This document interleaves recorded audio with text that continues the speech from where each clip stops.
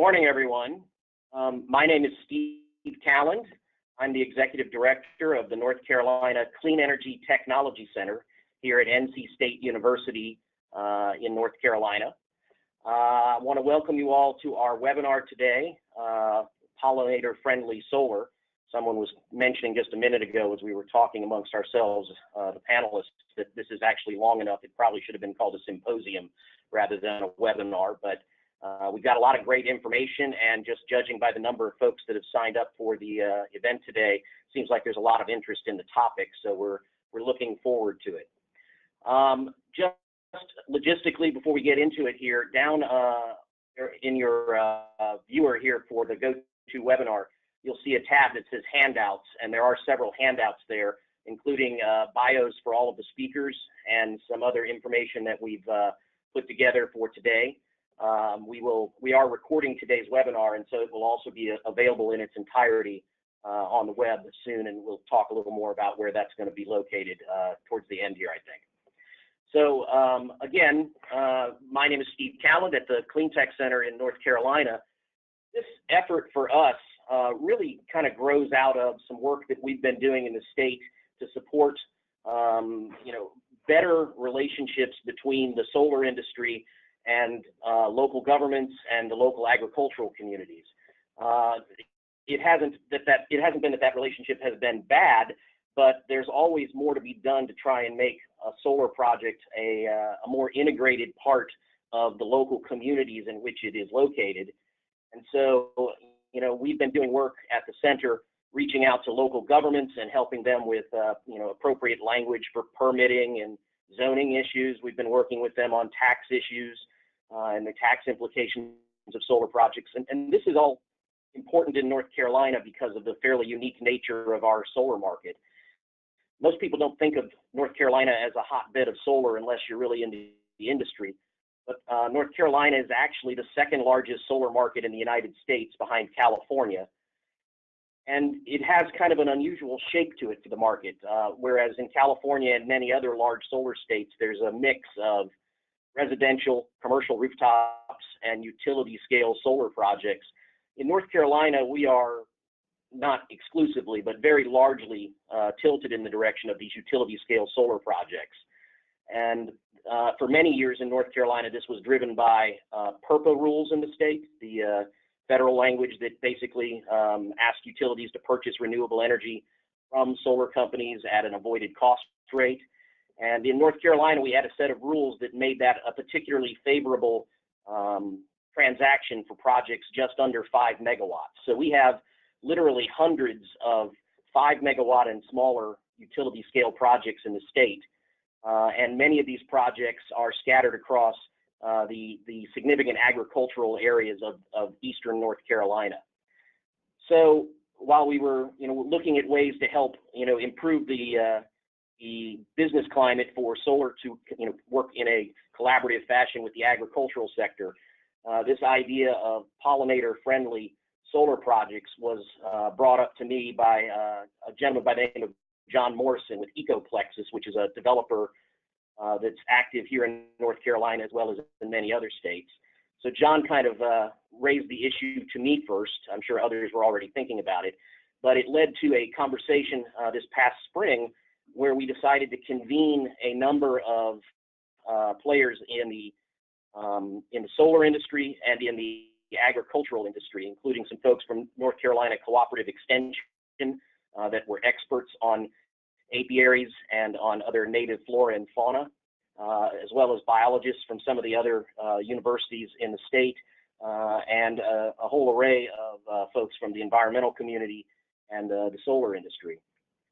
That work group was really just getting started, and we unfortunately had to put it on hold for a while due to state budget cuts this year. But we are in the process of trying to pick this effort back up again now, and so this webinar is really the kickoff of that process. Just real quick, I did want to thank, in particular, a couple of people here. Certainly John Morrison, who kind of got the ball rolling, and also Greg Andek, my co-host with Audubon, North Carolina.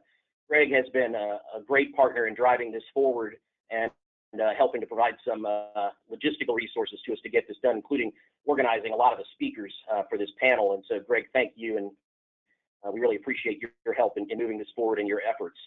I also would be remiss if I didn't thank a couple of folks on my own staff, Kimberly Connolly, who handled a lot of the logistics in getting this set up, and Ashut Surezdra here, who has helped me get going this morning. Unfortunately, for a guy who works in the solar industry, I'm somewhat of a Luddite on these issues. So having folks, that are here at the center that are more technically talented than I is a big plus and a blessing. So with that brief introduction, I want to throw it over to Greg so he can make some comments as well. But I hope everybody enjoys the presentation today and finds it useful. And certainly we will be doing a survey in the next few days after this to get a little bit of feedback. But if there are issues that you see with the presentation or information you'd like to get, then certainly don't hesitate to provide that to us when we do our survey. All right, Greg, to you. Great. Thanks so much, Steve. I really appreciate it. Hi, everyone. I'm Greg Yandick, Director of Strategy and Government Relations for Audubon, North Carolina, which is the state office of the National Audubon Society.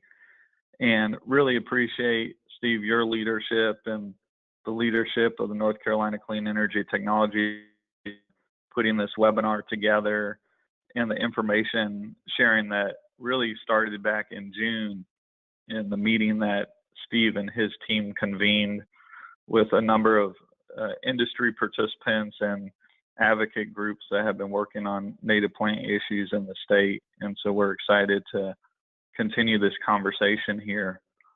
Audubon has really made this issue a priority because birds and other pollinators benefit greatly from native plants at solar installations. But even more important, we believe that in North Carolina, it's one of the strongest rebuttals to an argument that we sometimes hear from a fairly small group of individuals at either our legislature or even in some counties that may claim that solar is bad for agriculture or not great for some of our rural communities. And in our eyes, there's no better rebuttal to that argument than with a bird and pollinator-friendly solar farm that can really be positioned as an asset to local farms and the local community. Audubon has been working on native plants for a number of years. We have a Plants for Birds program that you can go and visit on our website, where we actually allow homeowners and businesses to look up native plants by their zip code. We also work with about 90 different nurseries and retailers in North Carolina to make sure that they have native plants available for those folks when they come knocking on the door. And so we've really been focusing on matching supply and demand within the potted plant, native plant industry. One of the things that we've seen here in North Carolina is that we have this classic supply and demand challenge with native plants from seed. And while demand is growing for native plants on solar farms across the country, there's not always enough native seed supply or even qualified technical expertise within the landscape contractor community to perform successful native plant installations at scale. And so really these webinars and information sessions are meant to bridge this gap, not only in North Carolina, but in other states. And we're really excited to be part of this movement. And so if you're interested in supporting or contributing to future webinars or information sharing, please don't hesitate to reach out to myself or Steve or any of our other organizers here. It looks like we have over 150 people on today's call and a lot of information to share. So we split today's webinar into 2 hour-long sessions. The first hour will provide more of a broad overview of pollinator-friendly solar and some of the general trends in the industry. And then the second hour, pardon my pun, will go a bit more into the weeds and is more of a technical practicum to share installation best practices, opportunities, and challenges for native plants at solar installations. before I switch gears here, I just wanted to really recognize a friend and colleague that Audubon has worked with for a number of years, Rob Davis of Fresh Energy. Audubon worked with Rob in Minnesota to pass the first pollinator-friendly solar standard in the country. That effort was led by a leadership group of Republicans in the state. And I'm really delighted to have Rob from Fresh Energy here today to share his expertise and also to introduce our other speakers that will be discussing their work and what they're seeing in this field. So Rob? Thanks so much, Greg. It is really a pleasure to be here with you and Steve Calland for this fantastic conversation today. Really excited to help solar companies bridge that conversation and accelerate the change that they want to make in the world by understanding more about what folks in agriculture are really looking for with seeing agriculture on some of these projects. With that, I think I'd like to actually go ahead and turn it over to our first speaker. He actually is he's not with us in person today, so you won't be able to ask him questions. He's in a state committee meeting, but Steve Levitsky is the Vice President of Sustainability for Purdue Farms. They're nationally and globally, they're one of the largest companies producing organic poultry. They're headquartered not too far at all from North Carolina, just up in Salisbury, Maryland on the Eastern Shore. And they have a pollinator-friendly, or what will be a pollinator-friendly solar array adjacent to their headquarters. And certainly for most folks, before I turn it over to Steve and play his remarks, I just wanted to highlight that within poultry industry, there's a tremendous amount of demand for electricity, as well as soybeans, which are the number one source of protein in a chicken's diet. So I encourage everyone, at a later time to go ahead and find Steve's commentary, which ran both in USA Today and in GreenBiz on the business case for pollinator-friendly solar. And with that, I'll go ahead and turn it over to Steve.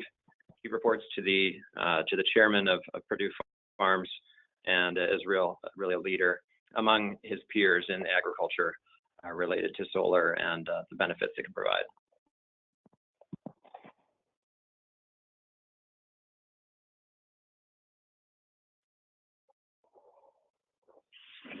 Hello, I'm Steve Levitsky, Vice President of Sustainability for Purdue Farms. Purdue Farms is a large food and agricultural company. Our headquarters are located in Salisbury, Maryland.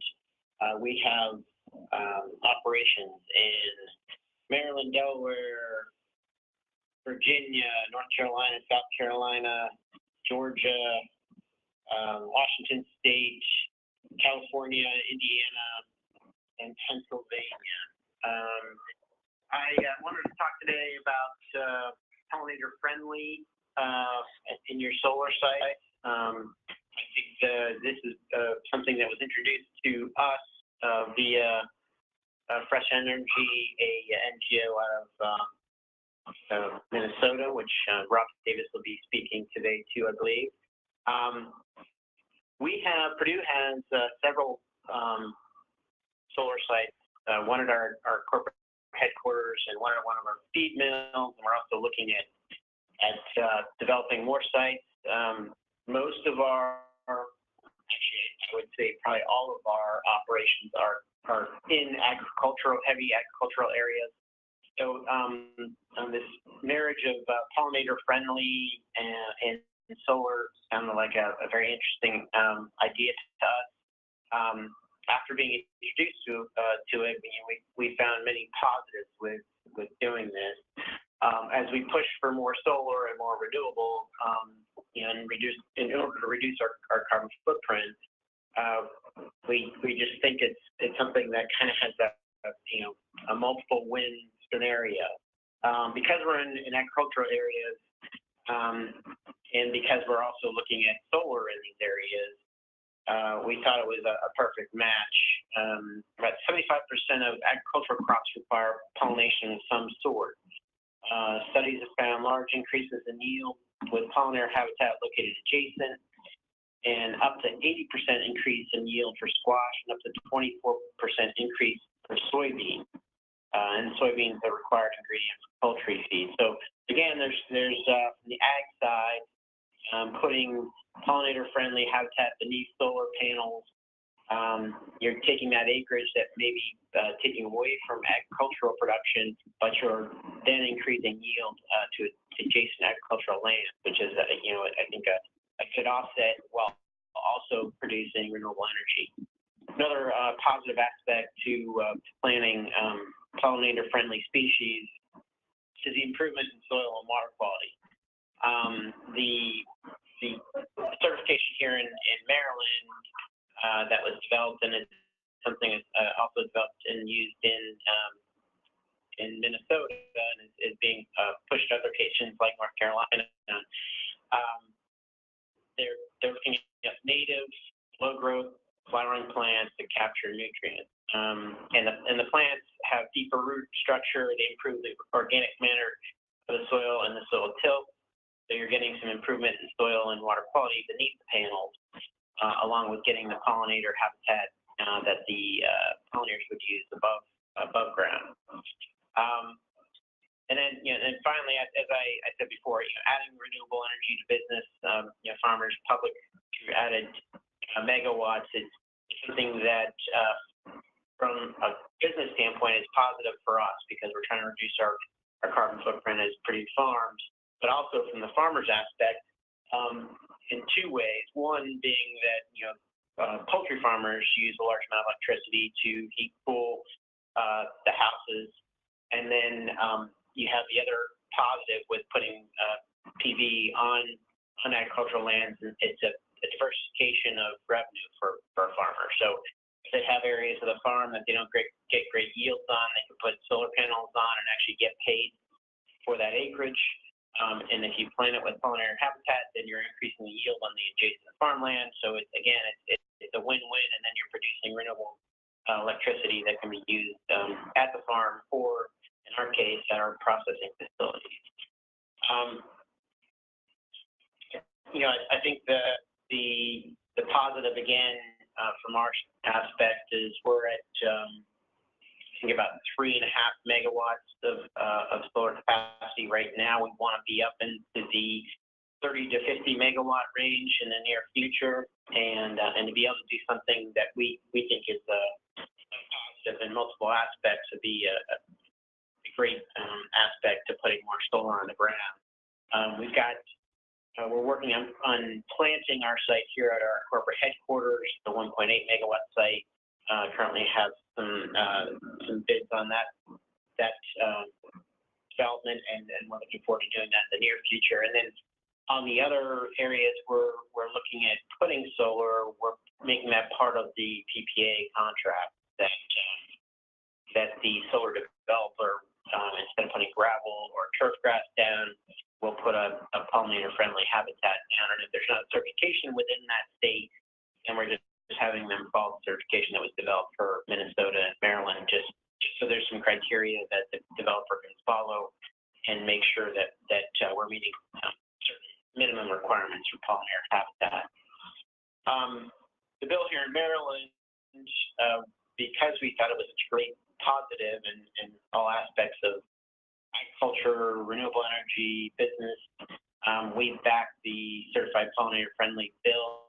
And it actually went through the Maryland legislature, I believe, with 100% positive vote from both sides, House and Senate. And so it was just all around, I think no group had any major concerns or issues with the bill, and put it right through the policy procedure.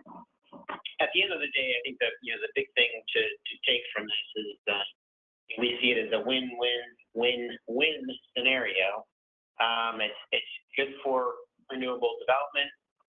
It's good for the environment. It's good for increasing crop yield, and it's good for business. So It just, in my own personal opinion, and also I think in our company's opinion, there's just really no reason why you wouldn't want to do pollinator-friendly habitat around your solar panels if you have the ability to do so. There's just a lot of positives that come from doing this. I just recently listened to an NPR piece where they had talked about shipping bees from Midwestern states, I think it was Nebraska, to California in tractor trailers, and then release the bees to pollinate for, I think it was almond tree. And so it just seems like a very unsustainable type of situation where we have to transport pollinators over 1,000 miles to pollinate tree species or other plant species when you can hopefully develop this habitat to keep a population local to the crops and trees that need pollination. And this is again a perfect opportunity to produce solar and to have pollinators present to help yields and help pollinate plant species that are needed to feed us and others. So that's all I have for today. Thank you for listening in, and good luck with your solar/pollinator project. So that's Steve Levitsky of Purdue Farms. In the rest of my comments today, I just want to highlight this is Rob Davis. We'll have Ethan Case from Cypress Creek Renewables, one of the nation's largest and fastest growing solar developers. And then Jordan Macknick, national leader and analyst, an expert at the National Renewable Energy Lab, talking about low impact solar development approaches and his work on a DOE funded study related to co-location of agriculture and solar. So in the rest of my time today, I want to share some information about the urgency driving this issue. And it's really, and also establishing some common language so that we all know kind of roughly what we're talking about. Here is a picture of a pollinator-friendly solar array. This practice is only recently imported to the United States. The solar industry here obviously got its start in mostly in the desert Southwest, and so we're catching up because there's been a lot of civil engineering templates that have been copied from the Southwest and just applied into other states. But there certainly is an abundant opportunity to interpret this work based on work that's been going on for years and years throughout the United Kingdom and throughout Europe. This picture is of a pollinator-friendly solar array about 100 miles outside of London. So, when folks in agriculture express concern about solar, it's sometimes because it looks like suburban development, but it's also sometimes because it looks like this project that was recently permitted and approved and powered on, in Ohio. And so you can see clearly there's an opportunity to plant some vegetation based on what's growing outside of the array area, but then within the array area there's gravel which is used, and so that's potentially an opportunity. You certainly can't blame a farmer or someone living in the agricultural landscape for expressing some serious concern when they see some projects that look like this. And certainly these kinds of images are shared widely in the media. So even if your individual project may not look like this or be proposed to look like this, just know that the people are finding these pictures out there because there's a number of projects that take this shape and form. Meanwhile, here in Minnesota, there's this project that actually Land O'Lakes is a subscriber to. This is a pollinator-friendly solar array south of the Twin Cities, and then there's other projects. The characteristics of these projects is simply that there's a high performance seed mix, and there's as much engineering, thought, and mindfulness paid to the seed mix and to the vegetation management plan as there is to the engineering that goes into the design of the panels and the silicon and the performance of the array itself. So it's not just good for pollinators, obviously. These deep-rooted native plants, provide significantly superior stormwater performance. You can see on the left here the depth of turfgrass roots versus the depth of native grass roots. So that's an opportunity for every solar developer to have a conversation with that local authority to ensure that there's credit given, so that you don't necessarily have to waste money on building a stormwater retention basin if you're using plants that have these kinds of vegetation characteristics. For farmers, this is also really important because over the 25 years of the project, these native plants and forbs are going to significantly add organic matter to the soil, improving the quality of the soils over the life of the project. And that's the land stewardship is a really important value in the agricultural sector, where there's unfortunately a lot of misinformation about solar causing heat island effects, and those studies do exist, but they're limited to Arizona. There's other studies out of the United Kingdom that show 5 degrees Celsius cooling in the vegetation on native plants on solar sites.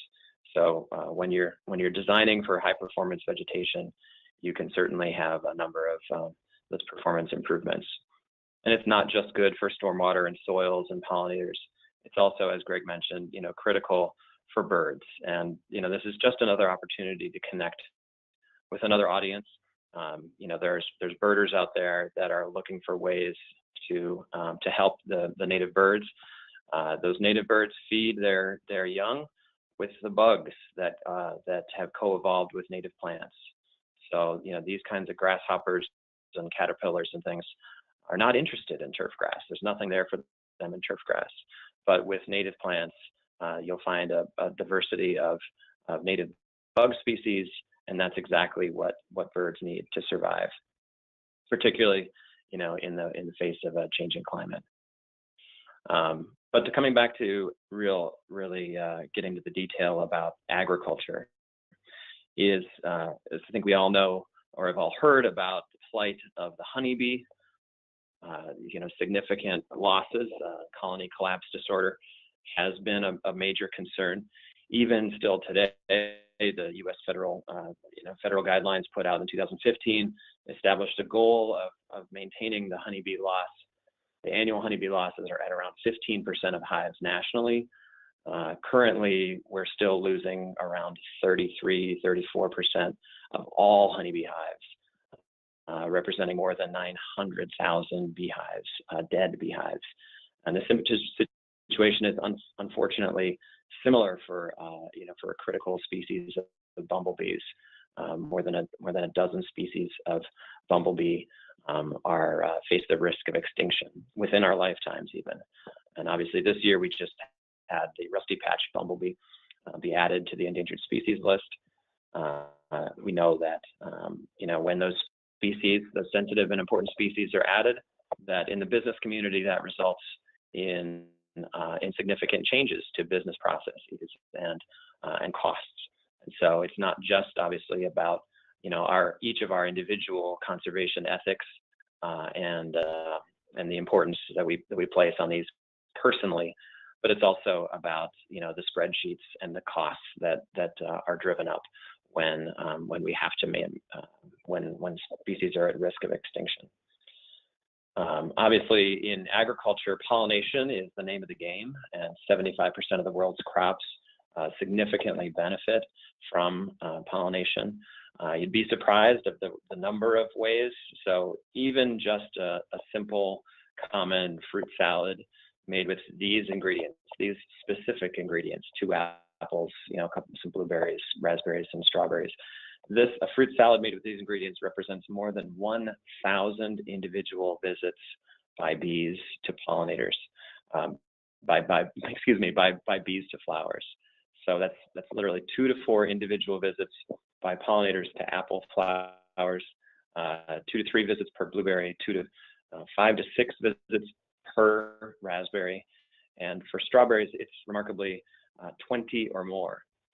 individual visits by pollinators to flowers to produce one market-ready fruit.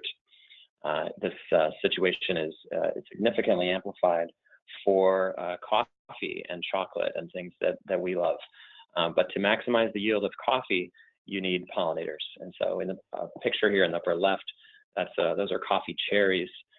So you need 20 to 40 visits, from bees to flowers to get one coffee cherry, which results in 2 coffee beans. And that ultimately means that a single cup, just a single cup of coffee each day, is the result of is a harvest representing about 1,000 individual visits by bees to flowers. So it's an extraordinary amount of work that bees provide, and it's not just that these crops are dependent; it's that these crops actually increase their yields. So without pollination, either fruit and vegetables don't grow, or they're significantly smaller and misshapen.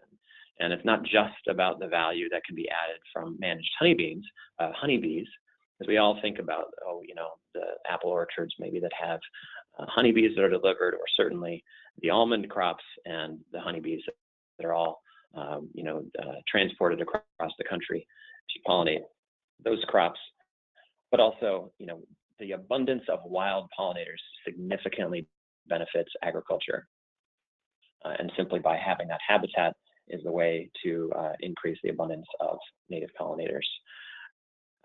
In China, where that's not common, farmers have to pollinate by hand. They lash chicken feathers to bamboo rods and then go around and actually do the pollination work of these pear and apple trees. So also in agriculture, beekeepers managing honey-producing hives that are adjacent to pollinator-friendly solar arrays are significantly, their harvest is significantly improved by having access to healthy forage for their bees. So in Minnesota, there's a company, the Solar Honey Company, that is marketing and promoting a line of solar honeys that are really site-specific per solar array. So this is all the different ways that agriculture can coexist with solar. With that, I'd like to go ahead and turn it over to a beekeeper himself, Mr. Ethan Case with Cypress Creek Renewables. Ethan? Rob, thank you so much for the intro, and I'm really happy to be a part of this webinar. I think Rob let me know that I was the only beekeeper presenting on this call. I hope I get corrected on that. I'm also a former employee of the NT Clean Tech Center, so especially happy to be presenting on this webinar, and really glad that my former colleagues have honed in on this topic. So at Cypress Creek, I track and engage in regulatory and legislative shifts, and in that role, I have a longer-term view of changes in markets, and that's, aside from being a beekeeper, that's really how I got personally really involved in this issue. Before I dive into why my company is interested in this topic, I'd like a little bit of an intro. So Cypress Creek Renewables is the second largest utility-scale solar developer in the country, and I believe we're on the top 10 list of the largest solar construction companies in the world. When we're talking about utility-scale farms that we build and own and operate over the longer term, we're talking about site sizes of roughly 5 acres to several hundred acres.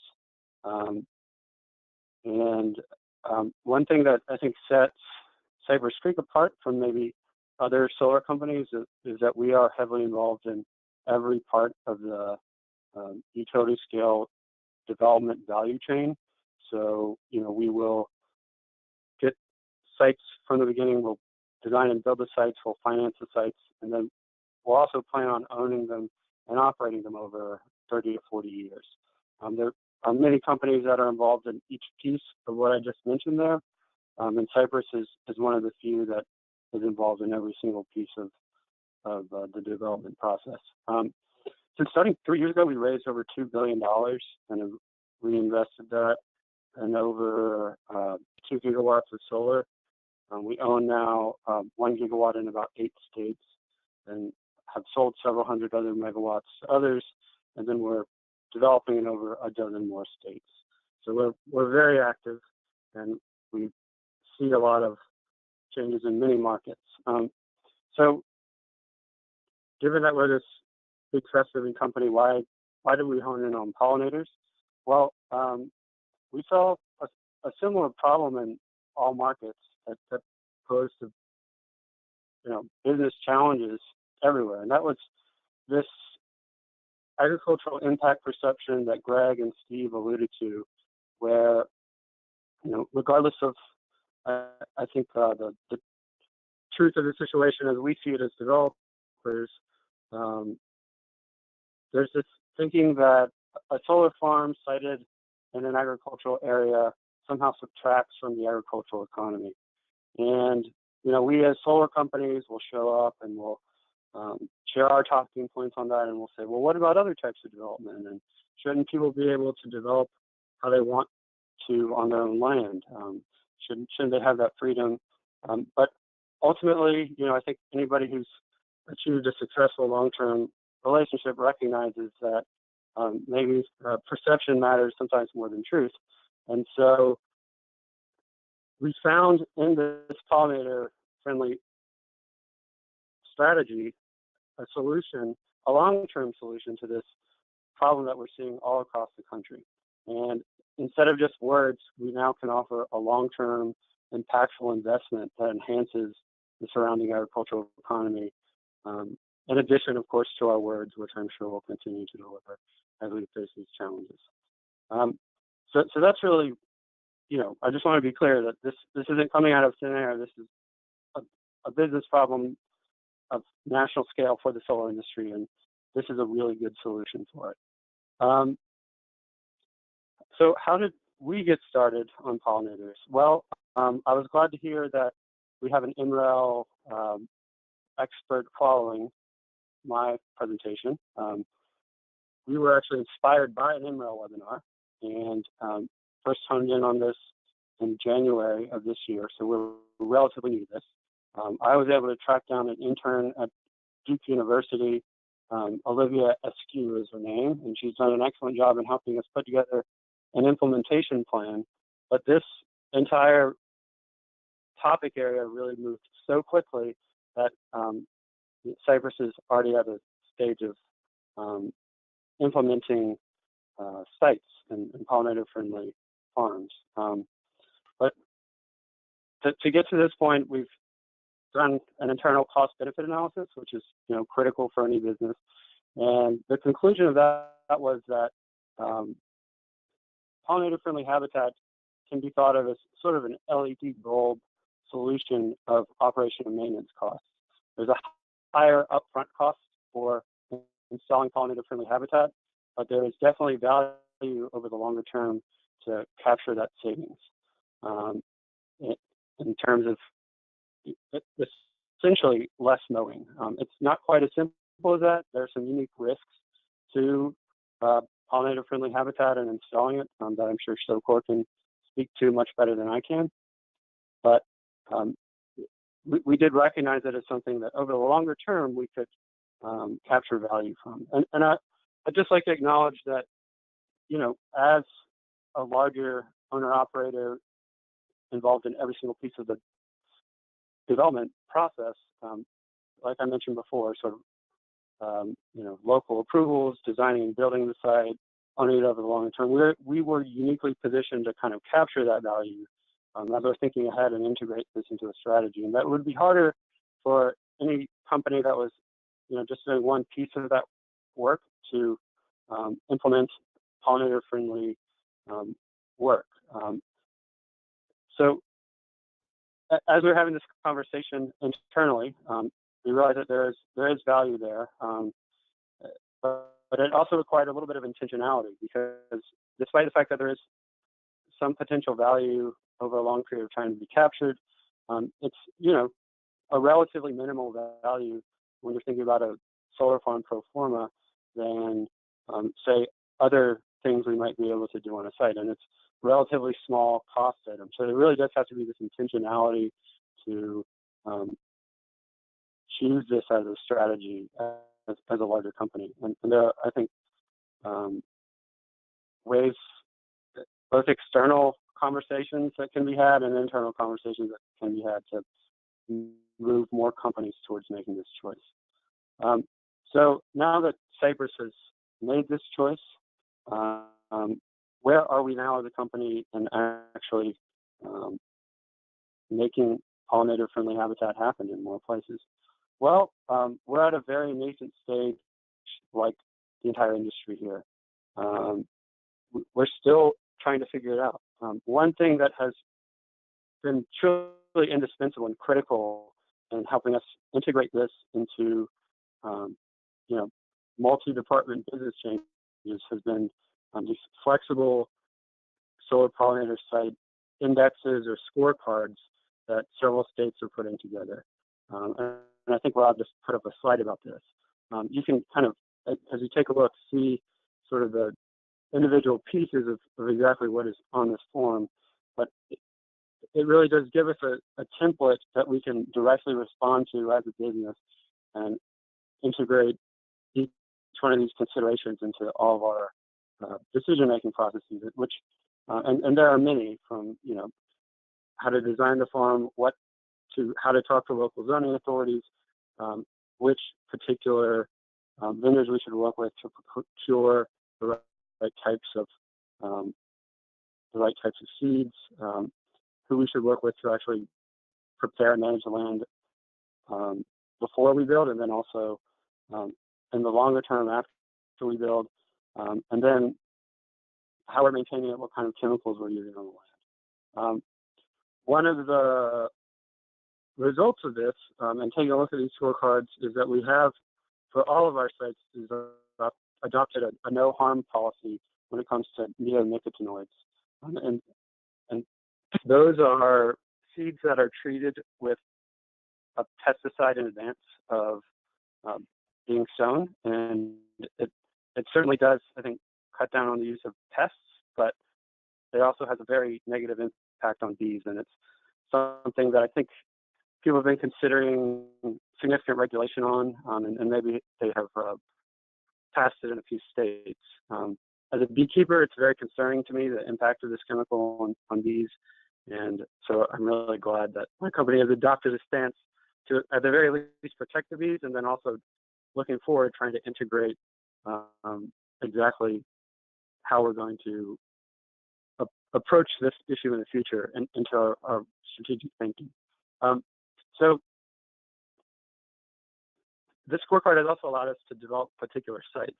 We're working on one site in Maryland, in Baker Point, where we're going to have a ribbon cutting, and the power is going to National Geographic, and we have local state representatives coming. We hope to have a big media splash on this that I hope you all have on your radars. And it's going to be one of our first pollinator-friendly solar farms. And at this point, we wouldn't have really been able to do this, and our contractors wouldn't have been able to do this without the scorecard that the Maryland government put together, and really gave us the signals we needed to credibly design a pollinator-friendly site. So what I'm trying to get at here is that there's leadership outside of industry that I think needs to happen to move this along, and I hope that we can have more conversations like this to help us arrive at this point. In addition to Baker Point, we also have several other sites in the work right now, including in Minnesota, one in North Carolina, Texas, and New York as well. So we're thinking broader than Maryland and thinking nationally, but generally, just like everybody else, we're at a nascent stage. This is not yet a mainstream business practice. It's one we hope should get to the mainstream. But before I let you all go, I would like you, as we're thinking ahead about how to get this potentially to the mainstream, an issue that we've honed in on that we could really use some help in thinking about. And there's this issue of a limited native seed supply. And that is, we're a little concerned that if this catches on too fast, then the limited seed supply will actually raise the costs, that upfront LED cost, if you will, to a point that makes this a tougher thing to do. Because it takes a season or 2 or 3 to scale up the native seed supply. So we're definitely not at a chicken and egg situation now with the native seed supply, but looking ahead and, as a beekeeper, we're hoping that this becomes a mainstream business practice. This is definitely kind of a core economic issue that we need to resolve before we get to having this be a common industry standard. And I'm sure others can speak to that on the call, but that's one thing I hope you all chew on as you're considering this issue. Thanks so much, and welcome questions later on at the appropriate time. Thank you so much, Ethan. Really, really appreciate your leadership and Cypress's leadership on this topic. And just to chime in, it was very delighted earlier this year to be in Washington, D.C. for an event hosted by EPRI, the Electric Power Research Institute, a national group of some of the largest utility companies in America. They have launched a formal pollinator initiative, not just for solar arrays, but also to examine practices and ways to benefit pollinators under and around utility transmission and distribution line corridors. So there's a ton of attention to this seed issue, and a lot of folks working on it at local level and at the federal level. And so now I'd like to go ahead and turn it over to Jordan Machnick. Jordan and I had a webinar about almost a year ago, and have just really enjoyed getting to know Jordan's work, and have great admiration for his thoughtfulness and his leadership in designing tools and studies that can really accelerate this and help solar companies realize the significant economic benefits of moving to a low impact design approach. So with that, I will hand it to you, Jordan. I believe you have control now.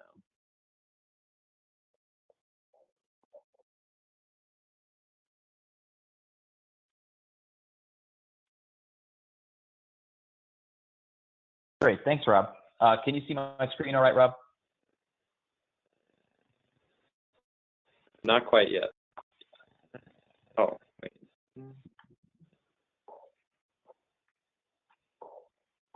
Yeah, we can see it now. Great. Okay. Yeah, thanks so much for having me be a part of this webinar. I really appreciate it. I think it's a great opportunity. We are really excited to see all the development that's been happening at such a fast pace in the solar industry related to this topic. And I personally am excited for the next hour of this webinar, where we get to hear the industry perspectives on this. So I will keep my remarks brief, but I do think it is important to let people know about what we are doing at the National Renewable Energy Laboratory, along with our other laboratory, academic, and industry partners on this topic of low impact solar development, including pollinator vegetation in solar arrays and the co-location of solar and agriculture.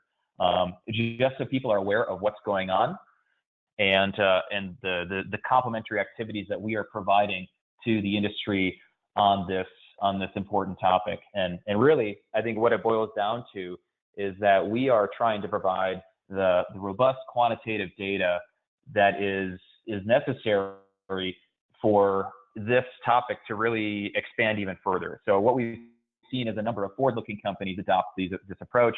A number of forward-looking companies really take this on, to the fullest extent. And as we go forward, we're going to see a lot more companies do this, and they're going to want to see a lot more quantitative data on the actual outputs and performance and cost trade-offs, and that is really the driver of what we are doing at the lab. If you're not familiar, the National Renewable Energy Laboratory is part of the Department of Energy, and it's the only national lab that's dedicated solely to energy efficiency and renewable energy. But we partner with other national labs, and we've been around for the past 40 years, evaluating clean energy in all of its different forms, technology development, deployment, and renewable energy integration. This is an exciting project for us, where we are collaborating with a number of folks. And the project itself is called the Innovative Site Preparation and Impact Reductions on the Environment, or INSPIRE project. And this, the topic of pollinator-friendly habitat, as well as incorporating vegetation underneath solar arrays, is just really one key aspect of this project. But I do also want to note that we are, in addition to this, looking at, if we do have environmental impacts, how can we best and most smartly address those through mitigation, through compensatory mitigation, and through mitigation planning. In addition, we are also looking at innovative siting locations. So this might include siting on contaminated or disturbed lands, integrating it cleverly with other agricultural operations in different configurations. All of this is being done through extensive stakeholder engagement, lots of feedback from landowners, from state agencies, from industry, to try to really provide these solutions that are most relevant and keeping pace with the fast developments in the industry. So again, I'll focus mainly on the pollinator-friendly habitat and the vegetation underneath solar arrays, but it is part of a much broader system view of solar development in the United States.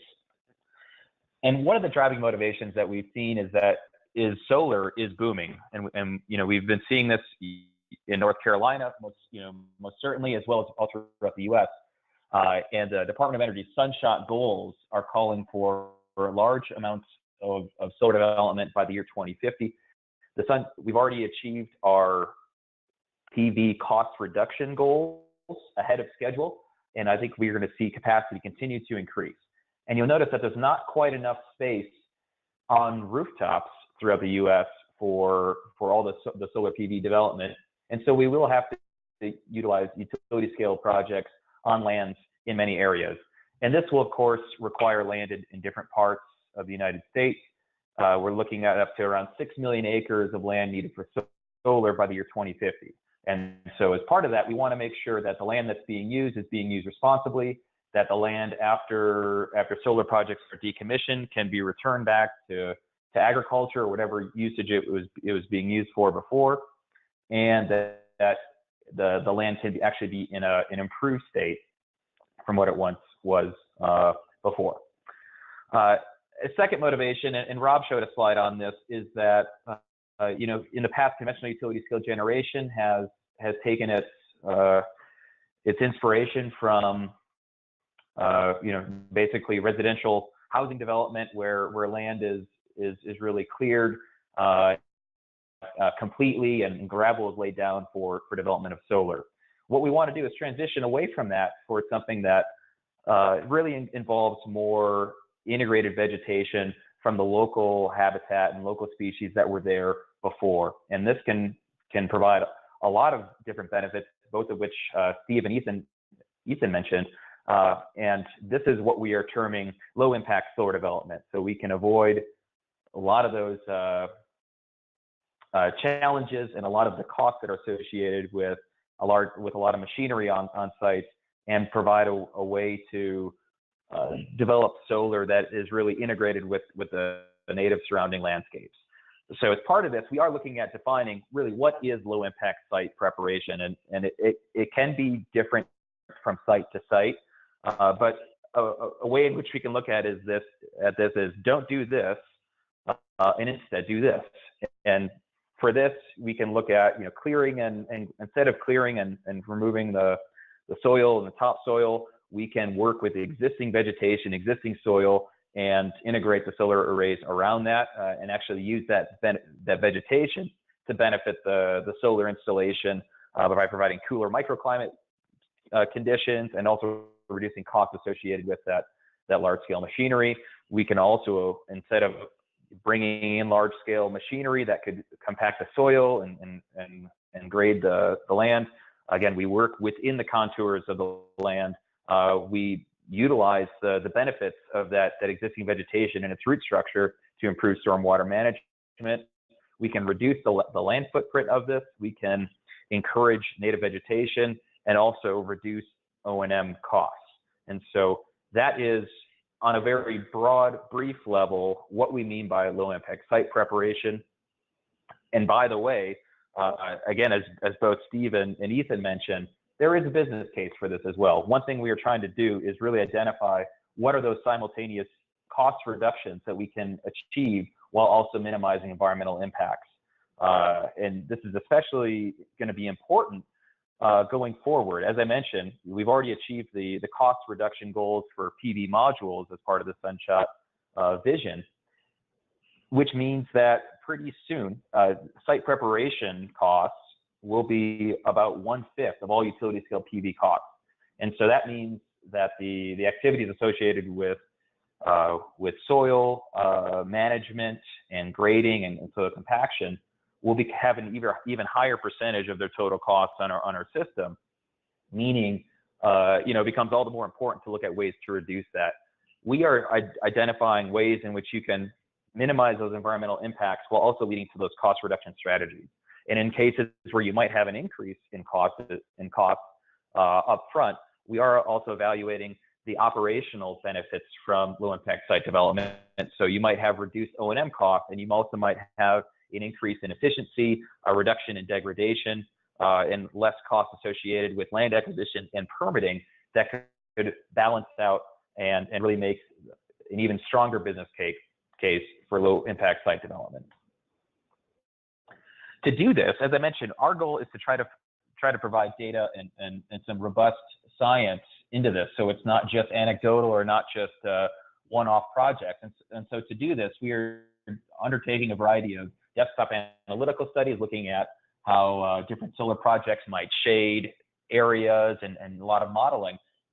But a key part of what we're doing is associated with on-site field studies at individual projects that are either hosted by universities or by our industry partners, where we are working with them basically from the development and construction stage all the way through full implementation, and then again for approximately 3 years after installation to see how vegetation might perform underneath the solar arrays. And this is something that we are doing on a pretty large scale across the United States with a number of key partners. So we are working with the Argonne National Laboratory, as well as a number of universities and private companies in multiple states all throughout the U.S. At approximately, and some of those on the map, you could see the location of where we're working. And some of those stars actually have multiple, they might have 2 or 3 sites associated with them. So we have over 15 different sites that we're working on, collecting data on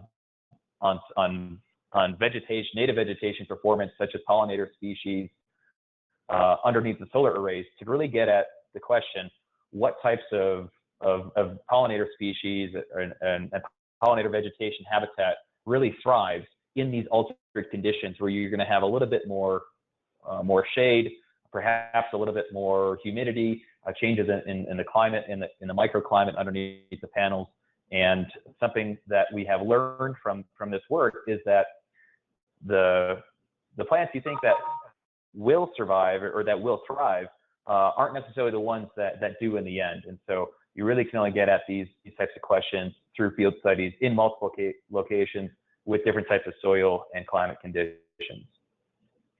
As part of this work, we recently released a report that highlights some of our methods for how we can evaluate vegetation underneath solar arrays. And so here's an example from our campus at NREL, where we're looking at vegetation underneath a 1 megawatt array on campus, and we have developed standard protocols for how to evaluate the vegetation performance, as well as how to design your study such that it can be robust enough and something that can be compared from location to location. This approach is what we are implementing on those 15 or more sites that I showed on the map earlier, so we can have a much broader suite of results that can really provide industry, state agencies, environmental groups, academia with much more solid information on how we can integrate solar development with pollinator habitat and other native vegetation. Also, part of what we are doing is looking at these detailed microclimate and soil characteristics and soil carbon issues to better understand how are conditions different underneath the solar array. So you might have lower temperatures during the day, but higher temperatures at night, which could actually help benefit crop production or vegetation production in many ways. We can also look at how much are we sequestering carbon. We can also look at other issues of how nutrients are moving throughout the soil, and after the solar project is decommissioned, how that soil might be in a different state, potentially improved after that solar project is gone. We are also doing a great amount of work with industry partners, again, working on their sites, and this has been a pretty straightforward collaboration where we work to identify sites with the companies that they are already working on, that are under construction. We also identify other local partners, so this could be seed mix providers, it could be local universities, it could be other partners that should be involved in this. And we do a little site survey, develop a study of design in conjunction with the developers, where we might look at a handful of different pollinator species in these sites in Oregon that are shown here that we're working with Pine Gate. We'll be growing different varieties of lavender, as well as different pollinator species, as well as other dryland agricultural crops underneath the arrays. And then we work to implement and monitor the vegetation, again, in a systematic and very tightly designed approach, such that the results here do provide broader impacts to the community.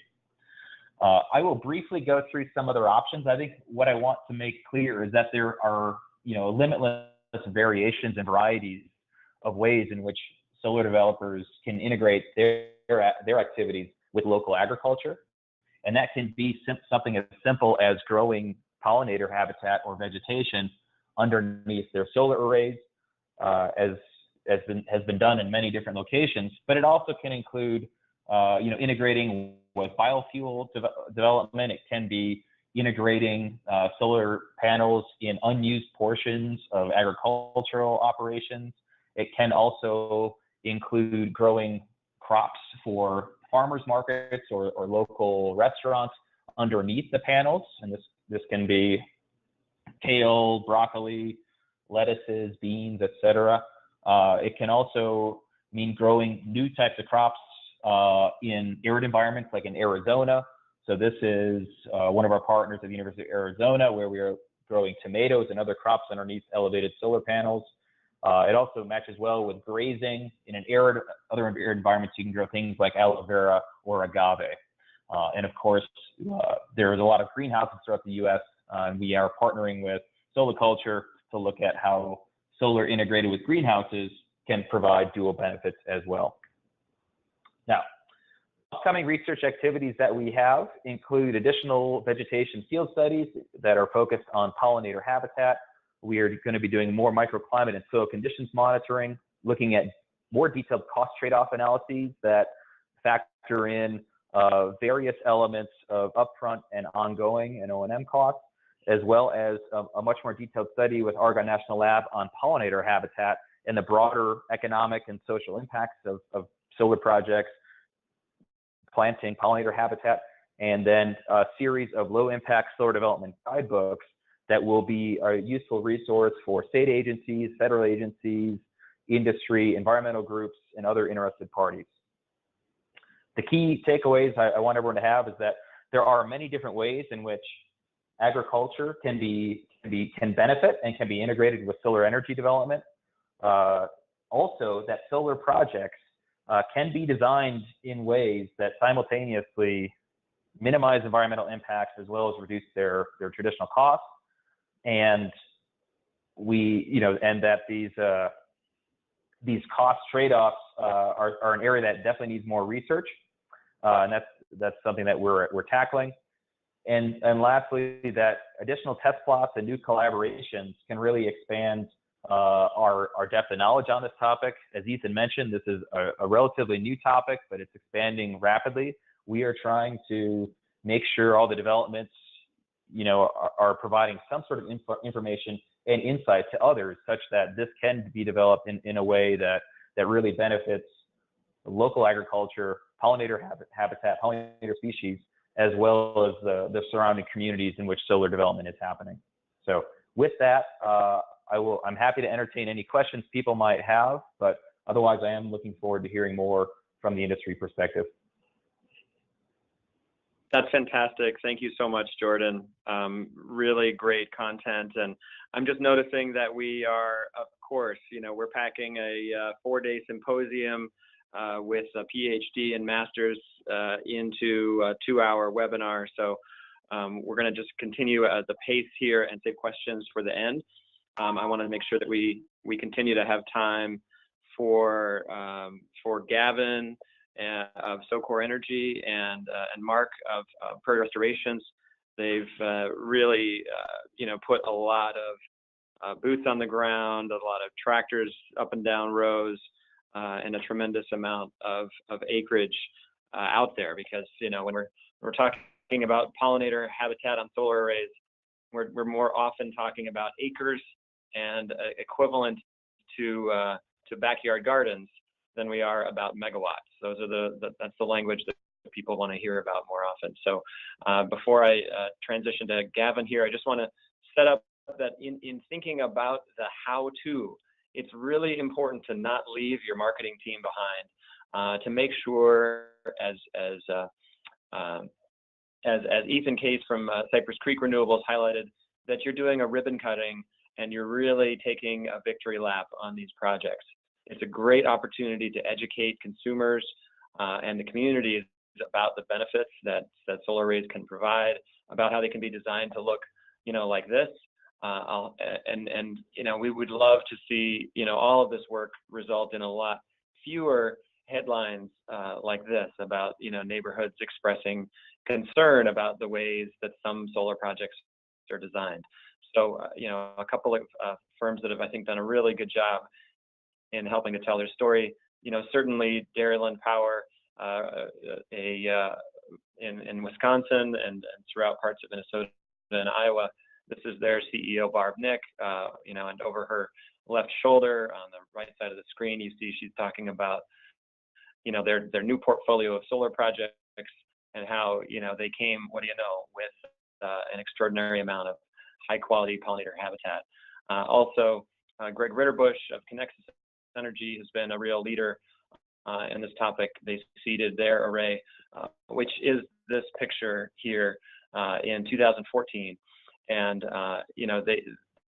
Connexus has been really savvy, and they've significantly benefited, with, publicity in Modern Farmer and Smithsonian Magazine and Sustainable Brands and Martha Stewart and National Geographic. So just, tremendous community engagement and media coverage, simply because of some different and unusual, unexpected practices in managing solar arrays.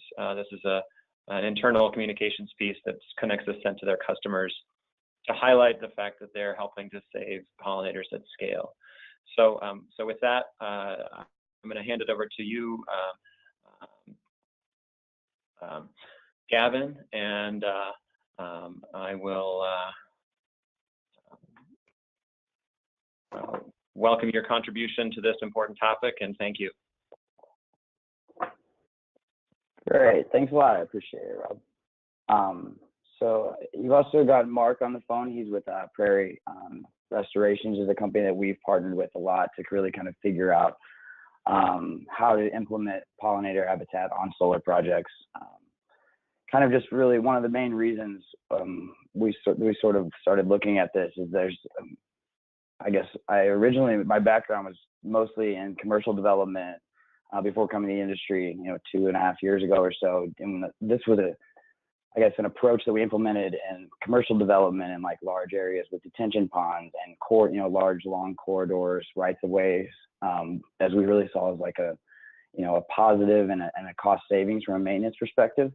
And I think solar provides, certain challenges, obviously like the height of the panels and things that we need to avoid. But we started working with Prairie just to kind of like learn and see if this is something that we could implement about 2.5 years ago, really as a partnership.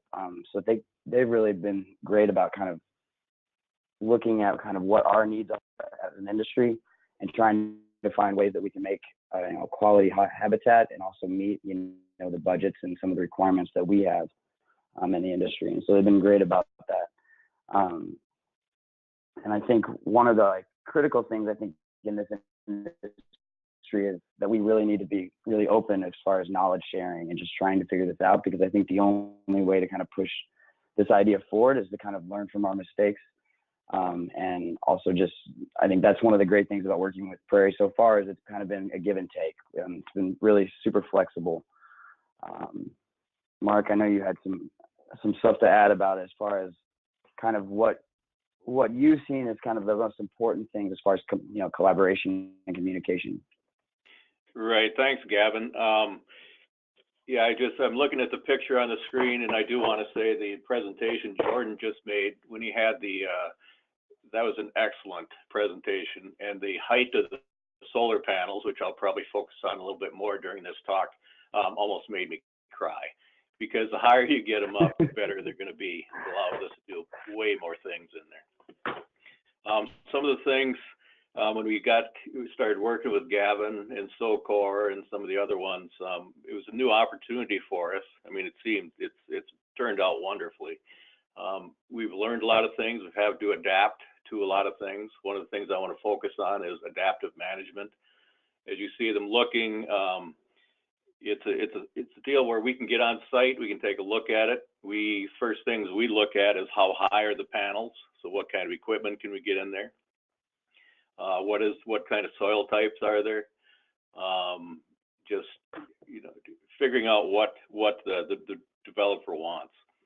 So we're looking at key thing, which I think Gavin said was collaboration and communication is key, and that's also willingness to be flexible. Each site's going to be unique, no matter how much we plan or design. We're probably going to have to make changes throughout the course of it to make things work well.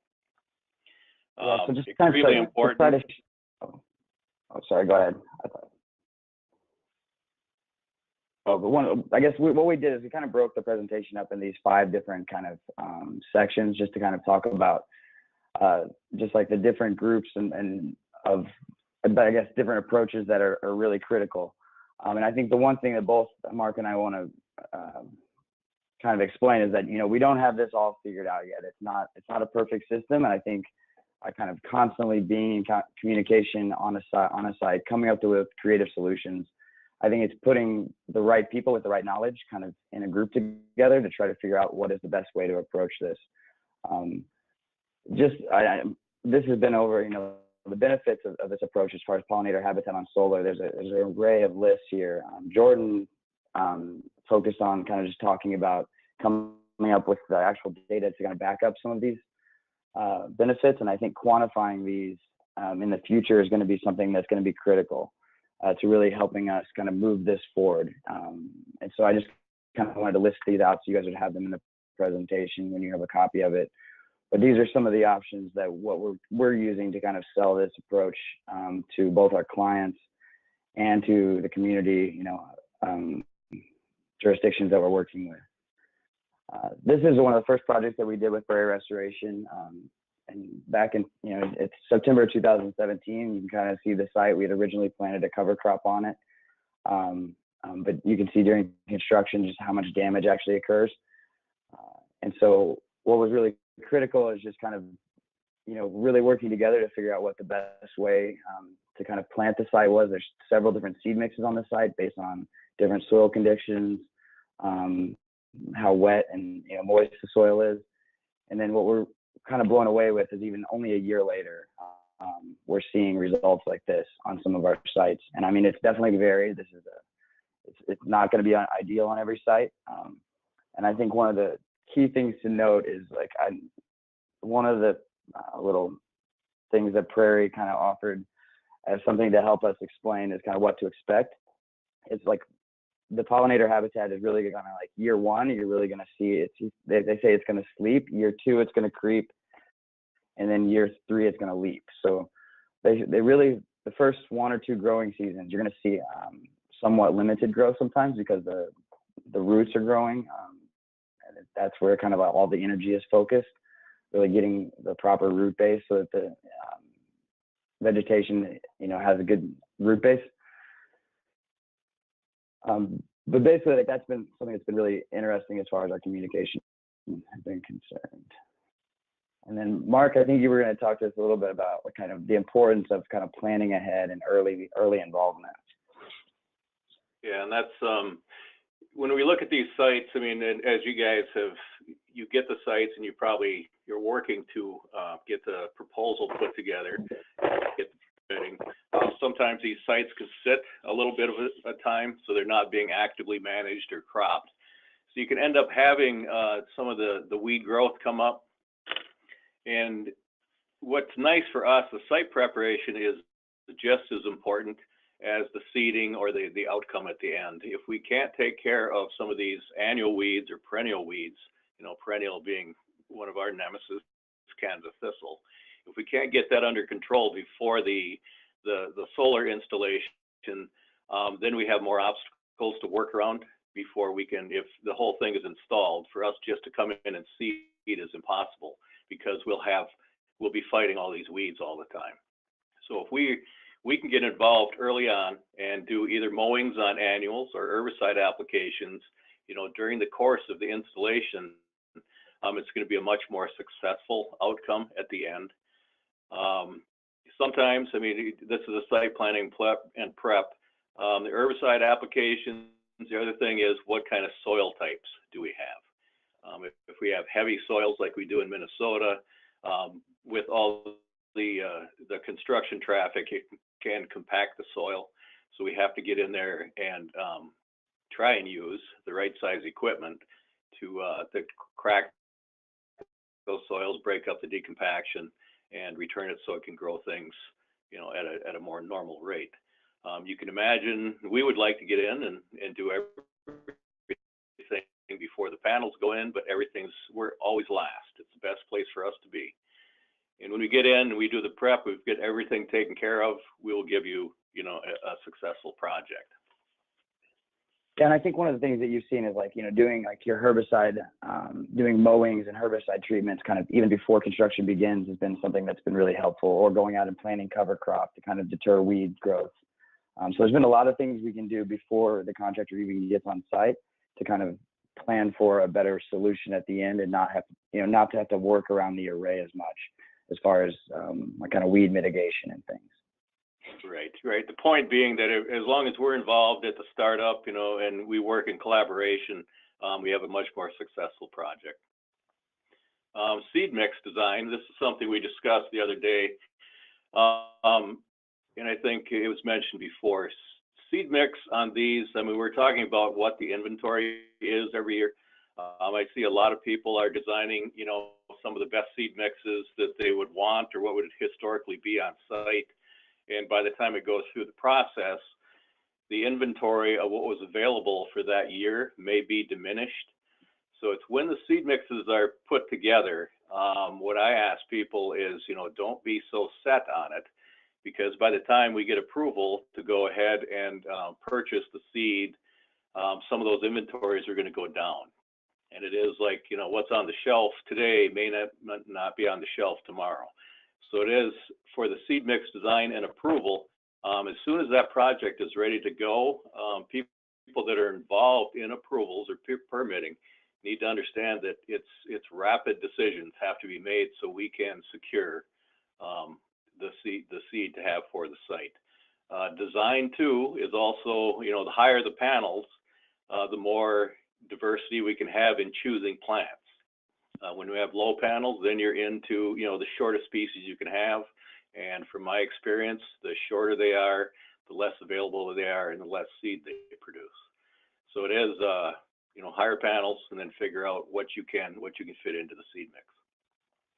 And I think as an industry, one of the great things we can do is, like, you know, if we have PPAs that are signed early, we can design a seed mix early. We could purchase, you know, seeds in advance. Anything that we can plan ahead, even if the build's a year out. The more we can do to kind of help, you know, kind of purchase from our suppliers and let them know that this demand, I think it'll help us ramp up and maybe, you know, help with that potential site, you know, supply chain. I guess fear that we're just not sure if the demand's basically we can meet the demand. So I think that's one of the things we can do as an industry is if we have contracts, you know, we can go ahead and purchase seeds and set them aside so that they can ramp up as well. As far as permitting, I think this is something that Rob kind of touched on, and I just think it's really important to kind of, you know, work with your development staff as far as, you know, the benefits from a stormwater, environmental, and just even aesthetic benefits. And just kind of working with your, you know, the different authorities that you're going through permitting with, kind of so they understand the benefits. And, you know, that's kind of the critical thing that Jordan was talking about too, is kind of recognizing the benefits. Is this is not going to be, like, from an initial cost, it's not going to be less expensive. So if we're going to make these spends, I mean, we might as well let it count for us. I think one of the biggest problems that or kind of issues I've run into is, you know, this really has like huge stormwater effects, and, you know, we're really focusing on doing low impact development, but a lot of the stormwater manuals are written so that, you know, depending on whether they count impervious areas for the panels and whatnot, they're kind of forcing B&P design, which is just the opposite of an actual low impact development, kind of in my opinion. And so, like, those are kind of some of the things that I think if you can kind of communicate through the different authorities that you're working with, I'm hoping that kind of as the, you know, industry goes, we can actually capture the benefits, and, you know, it'll make this even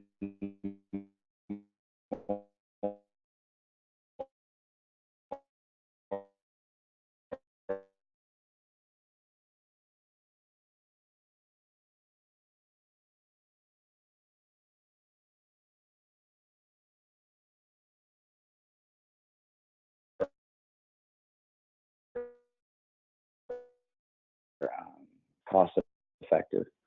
If you're not buying the seeds in early enough, it can cost to get a seed approval again.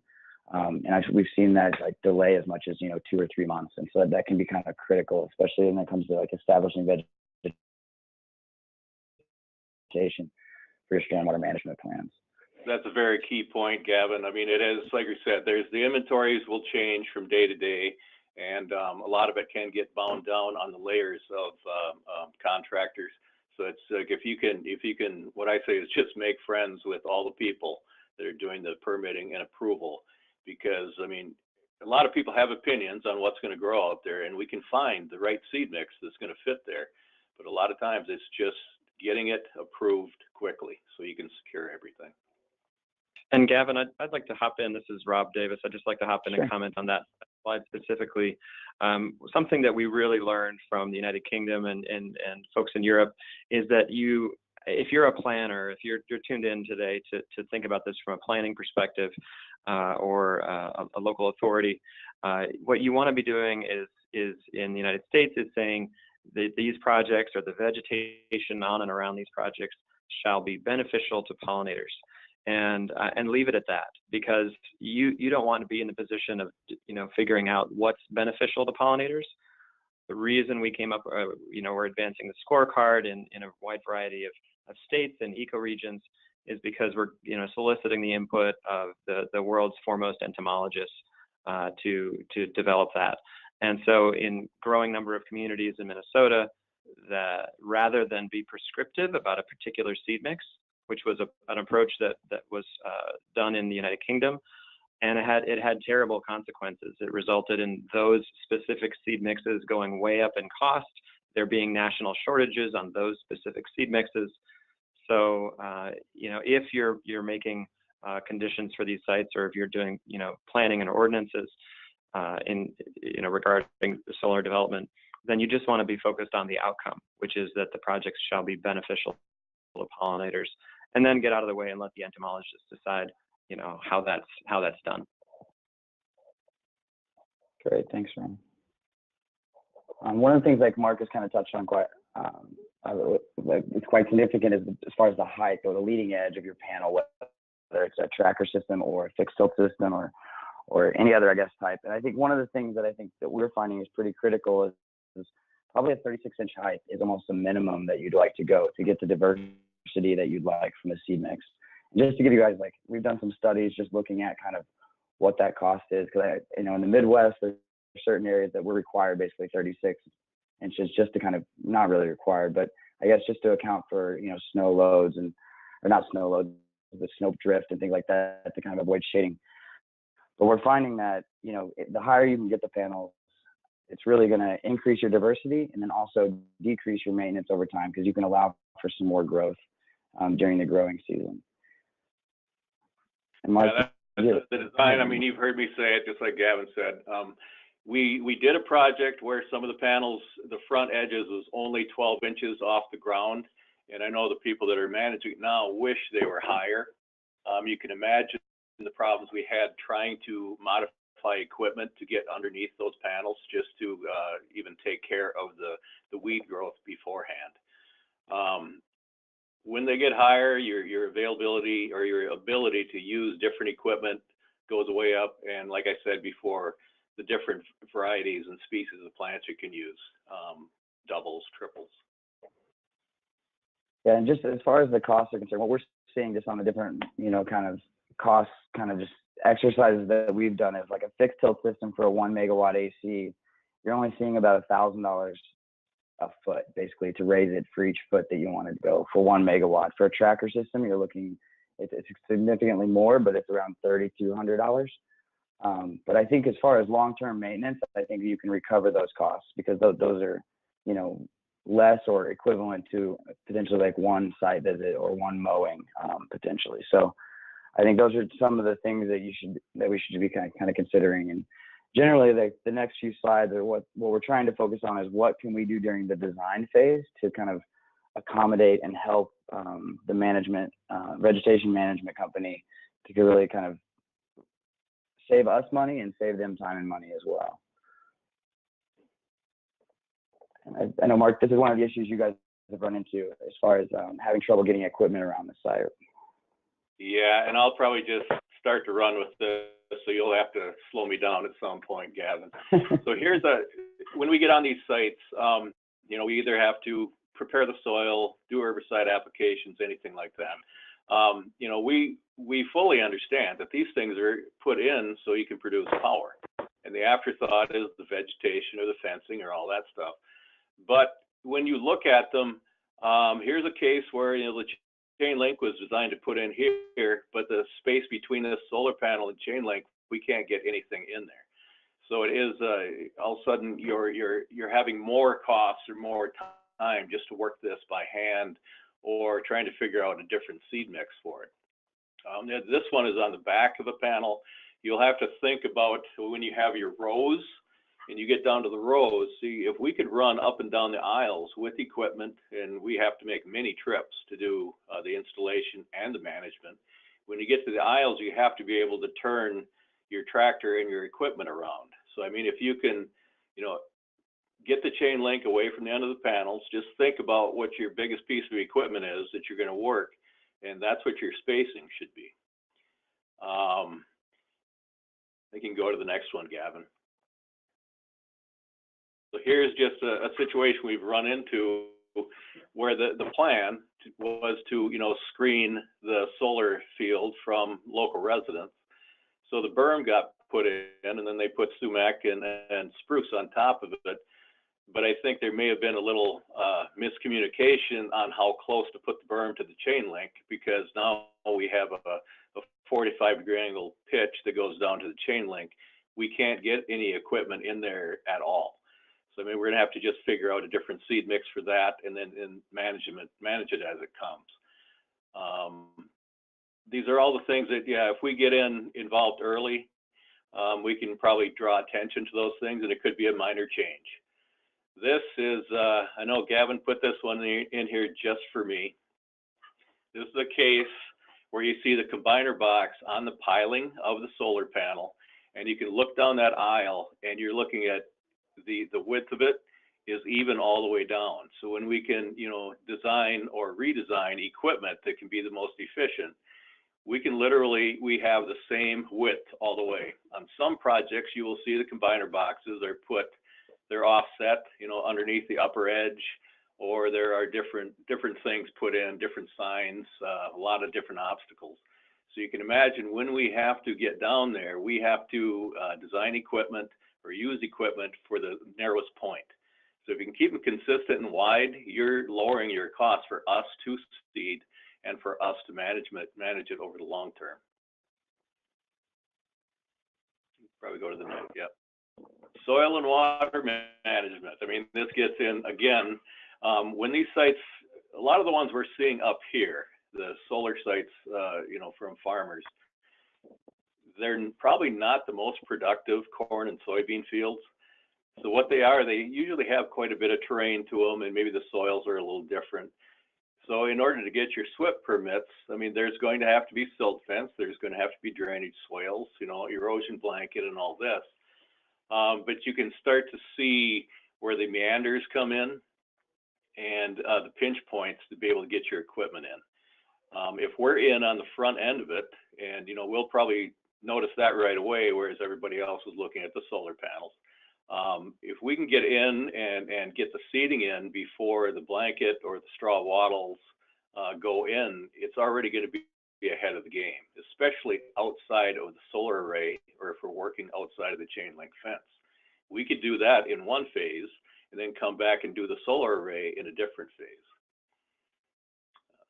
You can move on.